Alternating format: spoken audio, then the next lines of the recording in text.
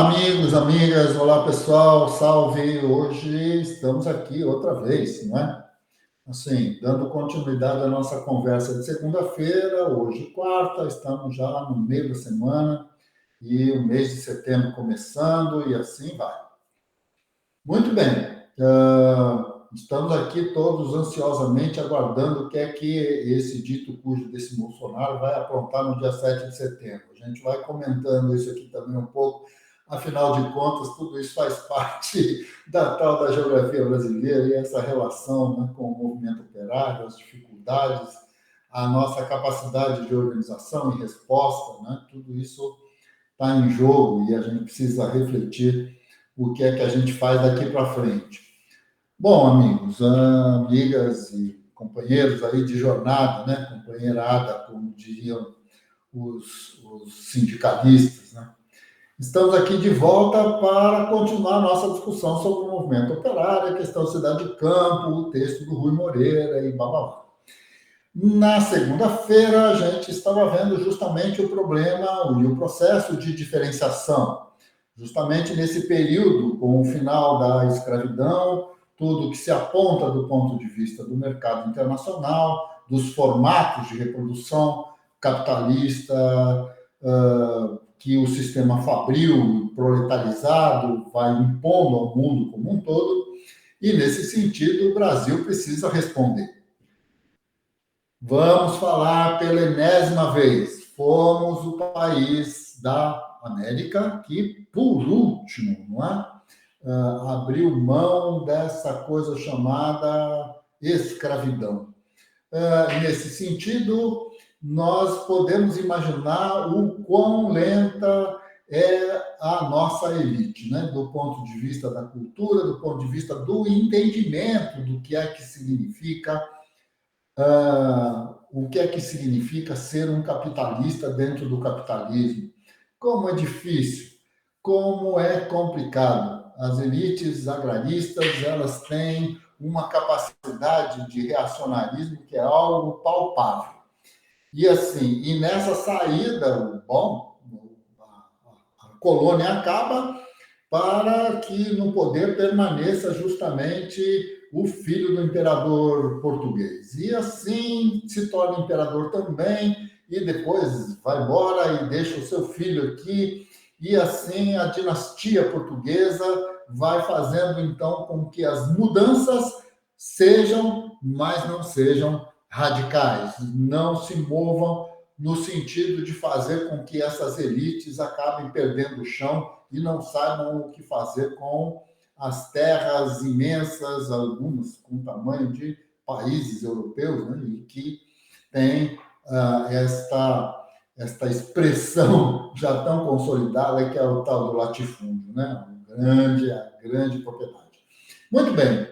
Então, nesse sentido, nós estávamos vendo na nossa discussão de segunda-feira este processo, as confusões, as dificuldades, o andamento disso, né, neste texto de Rui que a gente tem, como já disse várias vezes, a gente tem de fazer com muita calma, muita tranquilidade, porque, bom, cada pedaço, cada parágrafo vai aí nos colocar um novo desafio, uma nova reflexão, uma nova coisa para a gente conversar. Então, estamos aí, parte quinta, né? Essa é a nossa quinta, o nosso quinto encontro em cima desse texto, e vamos, então, diretamente a ele para que a gente possa continuar a nossa conversa. E aqui, Rui vai nos presentear com o subtítulo A Diferenciação Real. Vamos sair daquela condição originária e vamos, então, para a diferenciação real. O lugar do desenvolvimento da Constituição Fabril. Isto é, qual é a geografia da fábrica, afinal de contas, em pleno século XIX, que vai, de alguma maneira, estabelecer o percurso, o caminho, a maneira pela qual ou com a qual capital e trabalho vão se realizar dentro do nosso país. Bom, vamos lá, vamos para o texto. A expansão contínua das trocas vira o motor de impulsão que leva a indústria fabril a desenvolver-se continuamente. E interessante aqui. o processo de desenvolvimento da fábrica já apontado nesse momento e que é uma indicação que vai aparecer várias vezes no texto daqui para frente, está diretamente associado, segundo Rui, pela pressão de um mercado que se torna cada vez mais dinâmico. E essa impulsão, né, das trocas vai levar, então, a indústria fabril a desenvolver-se, diferenciando-se em ramos, cada um diferentes ramos no processo produtivo, e buscando as localizações mais favoráveis a esse crescimento. Quanto mais se dilatam com a expansão mercantil as bases da divisão interna do trabalho. Interessante, porque no final das contas, essa divisão interna do trabalho é a expressão ou a categoria que está nos permitindo identificar as diferentes concentrações de pessoas, os diferentes formatos do chamado cidade e campo, como isso se constituiu, o papel, então, dessas pequenas vilas, dessas pequenas fábricas associadas diretamente à estrutura agromercantil e, bom, o papel das fábricas já um pouco mais encorpadas e de caráter urbano nas cidades que vão tomando conta, né? Vão se formando, então, como os principais eixos de dominação política, de dominação econômica, do que é a constituição do capitalismo brasileiro. Estimulada por uma elevação do nível geral da composição orgânica do espaço, a indústria fabril, então, se multiplica rapidamente.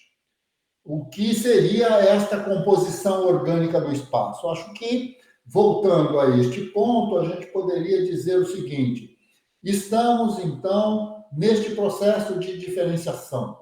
Essa composição orgânica vai estabelecer não só uma interdependência entre o que se produz nas pequenas fábricas das vilas ou das pequenas cidades em relação ao campo, mas também o fato de que diferentes fábricas começam a se intercomplementarem. Determinados lugares, determinadas estruturas produtivas passam a ser complementares de outras estruturas produtivas. No caso, ambas dentro do sistema fabril. Então, a composição orgânica geral, né, desta geografia toda, ela vai se tornando cada vez mais complexa e cada vez mais consolidada. Então, a indústria fabril vai se multiplicando rapidamente. Existiam 3 em 1850. Em 1880 já são 240. E são 636 em 1889, 1088 em 1895, e aí chega em 1920 com 13.336 fábricas.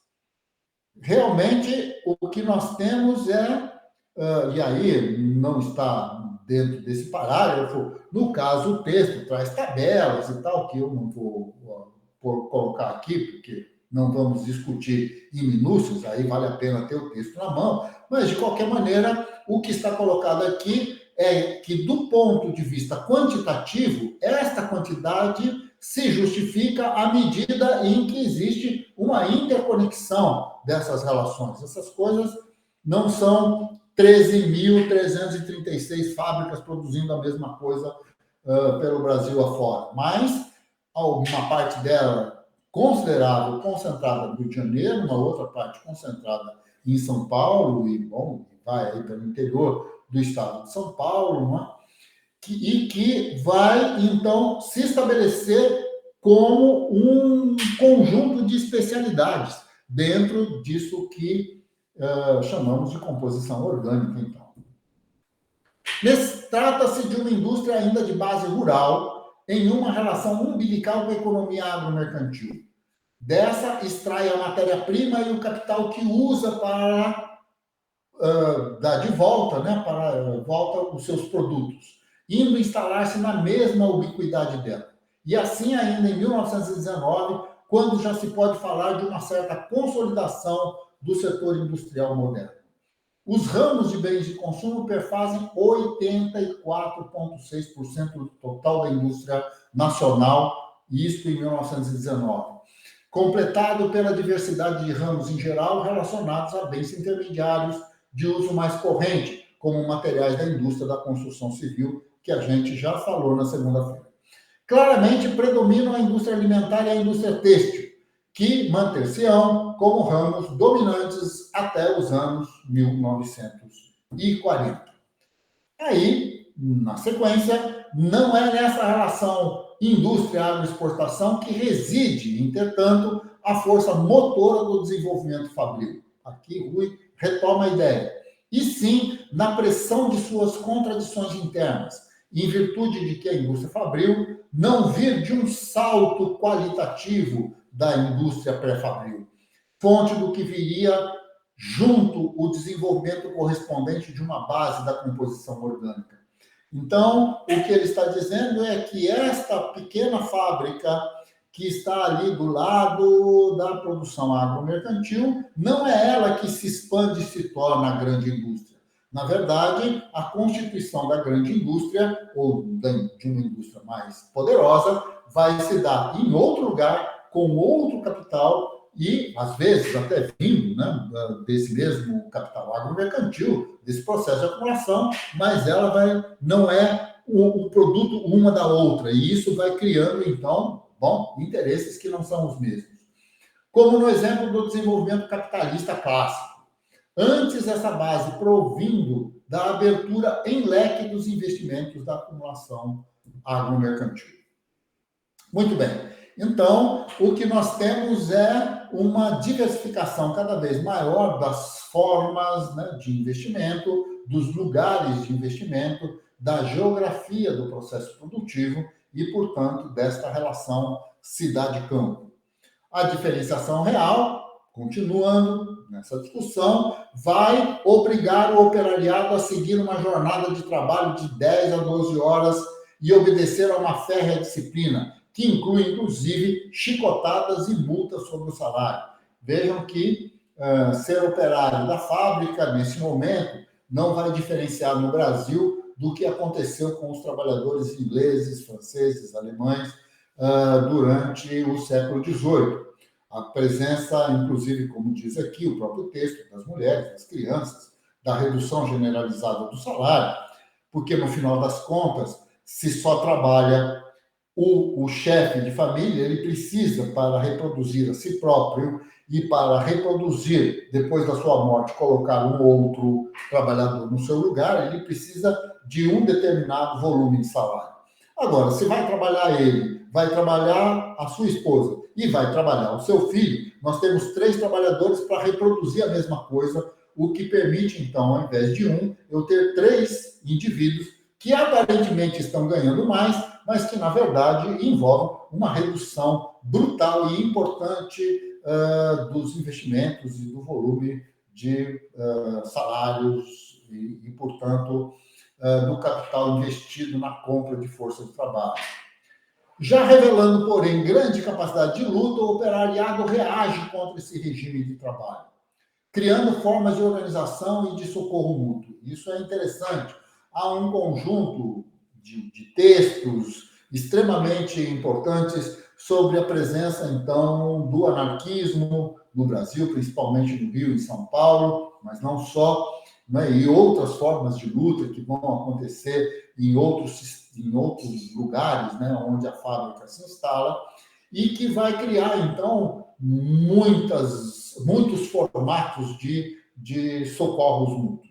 Vai formar, inclusive, as escolas sob o controle desse movimento, sob o controle de pais, sob o controle das famílias, não é? Na tentativa de educar os seus filhos e tudo mais, e vai criar, então, mecanismos que vão apoiar quando alguém morre, quando alguém precisa de cuidados médicos e tudo mais. Então, essas formas de socorros mútuos que o movimento anarquista e depois o movimento comunista no Brasil vai ter um papel extremamente importante.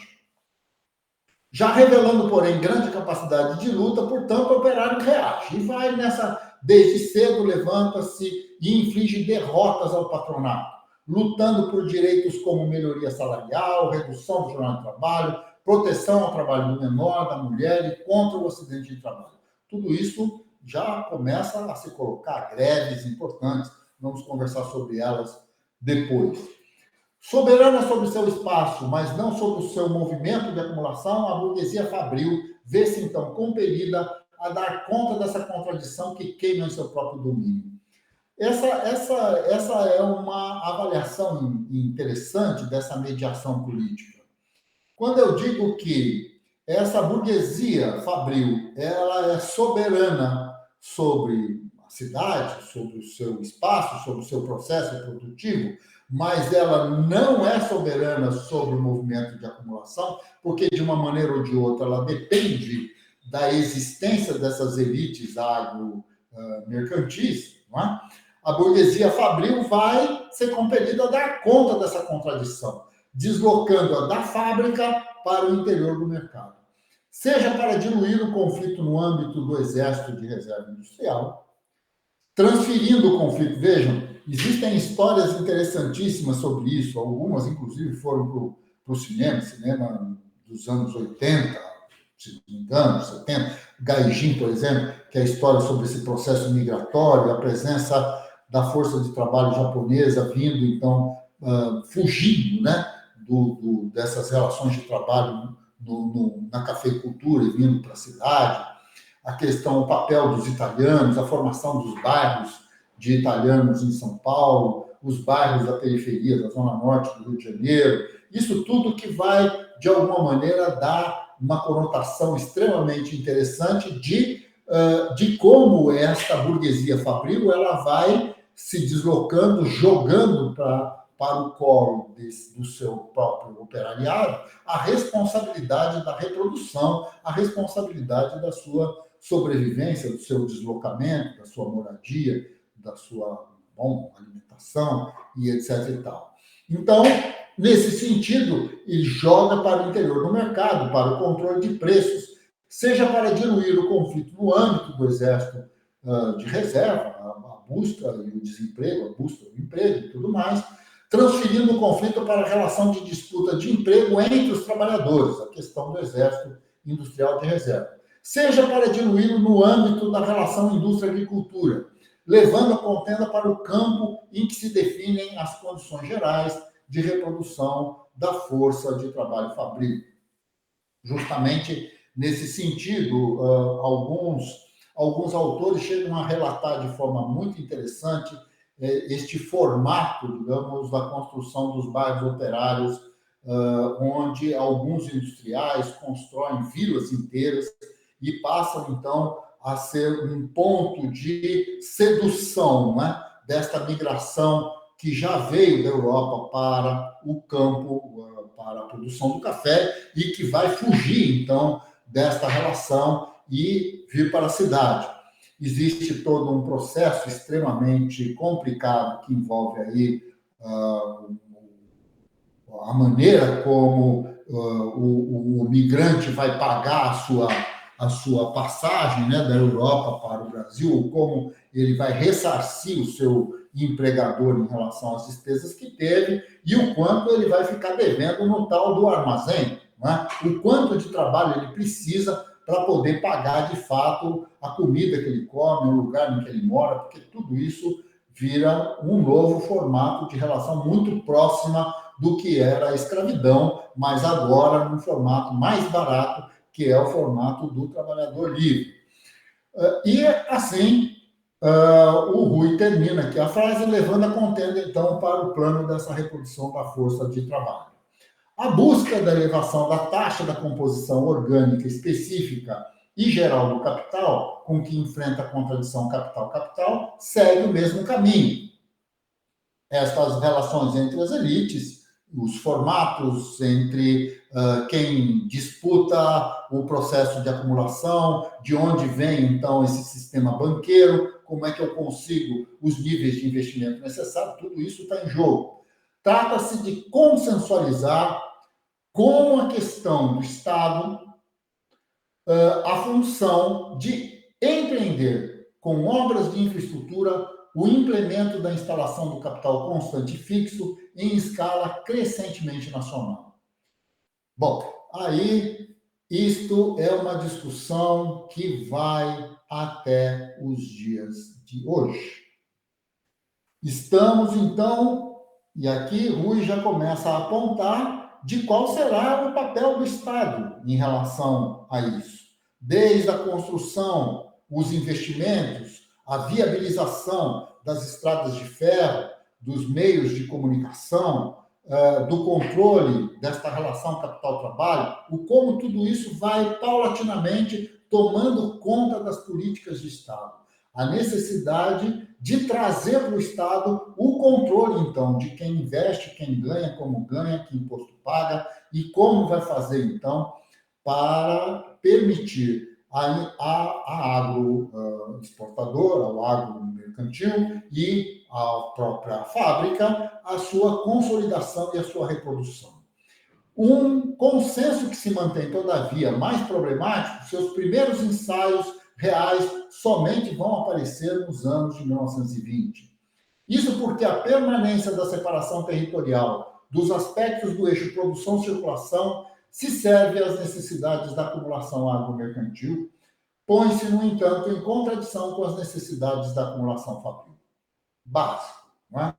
Assim, a questão da Primeira República, a maneira como isso se faz, a ideia de que eu tenho uma república do café com leite, a ideia de uma república do café com leite, no meio desta equação chamada café com leite, não está contido necessariamente a palavra fábrica, cidade, proletários, assalariados, mercado, etc. Coisas desse tipo. Então, nesse sentido, o Estado do café com leite é um Estado do agrarismo, de alguma maneira, e é o industrialismo que vai avançar sobre esse processo na tentativa, então, de compartilhar minimamente isso que se chama poder. E, portanto, investimento, e, portanto, articulação, consolidação, amadurecimento de sistemas, de relações, não é? Disso que a gente chama genericamente de acumulação e de reprodução ampliada do capital. Não é? Então, nesse sentido, Rui vai nos dizer: a estratégia montada para internalizar a relação que institui no plano internacional a nova forma de acumulação mundial do capitalismo, em substituição à fase de acumulação primitiva, sua dinâmica resolve os problemas da acumulação agromercantil, mas se reflete negativamente sobre os passos da industrialização, isso que acabamos de dizer. Isso significaria dar ao setor externo um caráter de departamento 1. Veja. O departamento 1 é aquele departamento da economia que produz bens de produção, ok? Então vamos lá. Isso significaria dar ao setor externo e, portanto, ter que importar máquinas e implementos para que a fábrica exista, vinculando-o pelo uso das divisas de exportação para a importação de máquinas e outros meios de produção às necessidades da acumulação fabril, em um complexo emaranhado de conjunturas cambiais. Está a fábrica, portanto, dependendo deste jogo do mercado internacional, que hoje compra uma máquina em libras ou compra uma máquina em dólares, ou seja o que for. Quando essa máquina chega, ele vai pagar, ele comprou a máquina, o câmbio estava, sei lá, R$3, R$4, e agora está R$5, R$6. Quando chega na hora de pagar, tudo isso se complica brutalmente. É neste jogo, então, que as coisas vão se tornando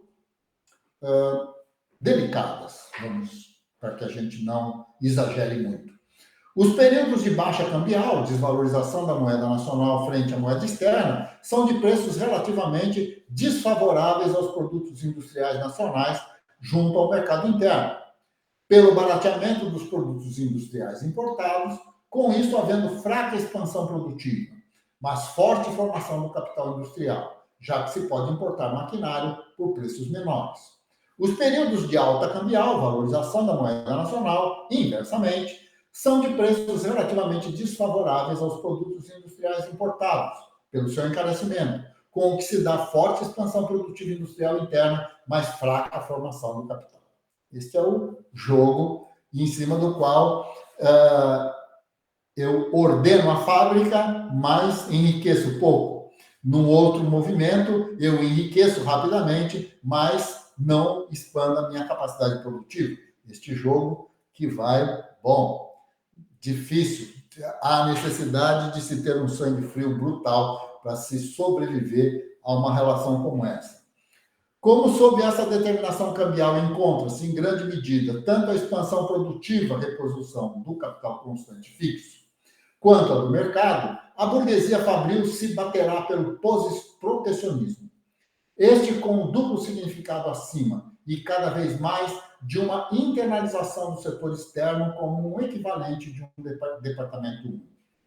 Isto significa colocar impostos cada vez mais importantes sobre máquinas, implementos ou qualquer coisa que venha do estrangeiro, pelo menos, e que dispute de alguma maneira ou que possa refrear o avanço da capacidade de desenvolvimento do sistema fabril brasileiro. A intervenção estatal tem, no bom encaminhamento desse dilema, isto é, criar esses impostos e o controle protecionista, né?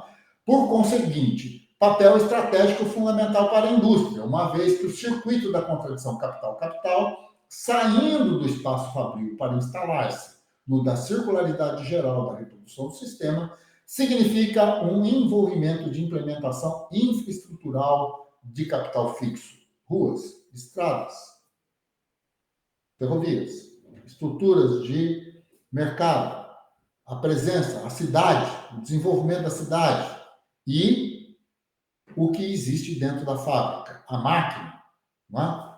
A capacidade, então, portanto, produtiva, aquilo que está sob o controle direto do capitalista, que só a captura da máquina do Estado para esse fim pode dar conta. Em 1905, face ao crescimento das ações operárias, acatando a pressão aliancista da burguesia industrial, a elite agromercantil é levada a fazer o Estado decretar forte taxação sobre a importação de alimentos. Até então, a fonte fundamental de suprimento do consumo das cidades, visando promover o desenvolvimento de um setor interno de agricultura mercantil alimentar. Isto terá importância muito grande em toda a nossa discussão daqui para frente. É assim que o desenvolvimento da agricultura mercantil alimentar abre uma brecha no monopolismo do uso da terra pela grande lavoura, aproximando a agricultura da indústria e acentuando as trocas internas entre elas.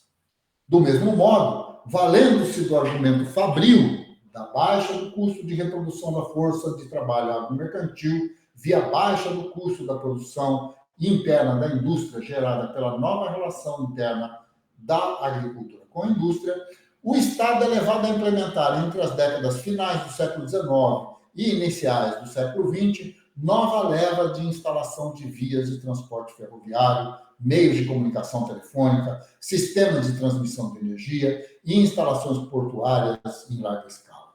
Tudo isso vai se estabelecer como a amarração agora dessa nova geografia. Nós sabemos que a presença de uma nova estrutura portuária, ela nunca é uma coisa solitária. A presença de um novo bairro operário, a presença de uma nova fábrica, tudo isso envolve deslocamento de pessoas, mercadorias, capitais, o funcionamento geral da sociedade. É a geografia como um todo que muda. Você estabelecer a existência de uma nova estrada não é só simplesmente uma nova estrada que vai sair do nada e ir para o nada. A própria existência disso, ela é a condição ou a possibilidade de realização de novos formatos da reprodução geral do capital. Um dos exemplos que a gente poderia pensar aqui é justamente a expansão das ferrovias nos Estados Unidos, no Canadá. A presença, o papel que a ferrovia teve, que ela chegava, inclusive a estação ferroviária, chegava antes de existir a própria cidade. A estação ferroviária demarcava justamente o processo de penetração dos colonizadores, dos colonos, daqueles que iam, então, ser os americanos, digamos assim, como são conhecidos hoje. Mas, de qualquer maneira, essa presença, né, da infraestrutura, ela é um induzido indutor, digamos, de uma mudança extremamente complexa de toda a geografia brasileira, não só brasileira, mas no caso nosso aqui é disso que nós estamos falando. Sendo essa mediação mostra o duplo sentido, aliás, é o suficiente. A agricultura de mercado interno, matérias-primas e alimentos, se multiplica nacionalmente. E a indústria alimentar e têxtil, os ramos principais da indústria, disparam em consequência do seu desenvolvimento. O todo da indústria experimentando extraordinário impulso. Cedo, esta mediação mostra o duplo sentido de espaço e contra-espaço, nos termos aqui que o Rui coloca essas categorias, que a ordenação espacial de toda a formação social carrega consigo. Isso que a gente estava aqui identificando como as mudanças dessa geografia toda do Brasil. Se serve ao capital como campo de dissolução dos conflitos, diluindo-os na medida da assimilação das tensões pelo próprio tecido extensivo do espaço. A reverberação das tensões assim liberadas serve também para a potencialização das contrações do trabalho, da resistência, do movimento operário, de uma certa concertação cidade-campo, né? Que, por replicação, explodem as demais, reproduzidas em escala pelo mesmo tecido extensivo do espaço. De alguma maneira, o que Rui está nos dizendo é que a constituição dessa estrutura toda em rede, esta tessitura, não é?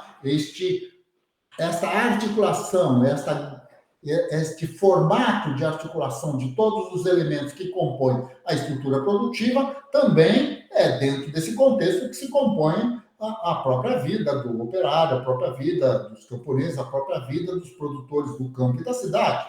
Então, nesse sentido, esta articulação como um todo, ela não se faz, digamos, solitária, ela se faz também dentro de uma contradição, de um plano de resistência, da existência de novos formatos, então, que, às vezes, ou por vezes, vão definir para onde, como o capital se organiza e como ele faz para controlar, então, essa força de trabalho, e isso que é o que é a discussão central desse texto, que é a geografia do movimento operário. Não é? Muito bem, queridos, queridas, estamos aqui encerrando mais essa conversa de quarta-feira, e avançando, então, sobre o texto do Rui Moreira, sobre o movimento operário, e etc., e etc. Espero que, de alguma maneira, assim como a gente tem recebido aqui um ou outro comentário, alguns diretamente associados aí ao canal do YouTube, outros vindo por outras redes, né, sociais. Espero que todos continuem aí colocando perguntas, comentários e tal, e, bom, dependendo de como for, eu mando direto lá para o autor e espero que ele nos ajude a responder determinadas questões extremamente complexas que estão colocadas nesses parágrafos todos. Mas a nossa intenção é continuar vagarosamente lendo, quase que parágrafo a parágrafo. Às vezes a gente lê parágrafos inteiros, né? Não pula praticamente nada, porque no final das contas, em cada uma das frases existe uma proposição que precisa ser realçada, discutida, colocada e tudo mais. Muito bem, então encerramos aqui a nossa conversa de hoje e vamos aí na sexta-feira, a gente volta com mais Rui Moreira, com mais espaço da formação, chamado espaço liberal, a tal do espaço molecular e coisas e frases e proposições desse tipo como estão colocadas no livro. É desse sentido geral, então, que vamos dar continuidade à nossa discussão.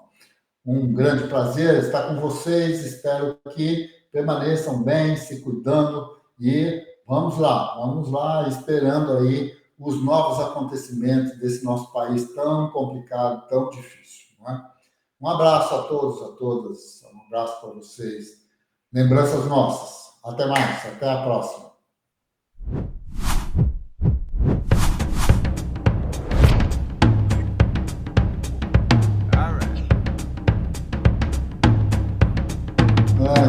abençoado, velho.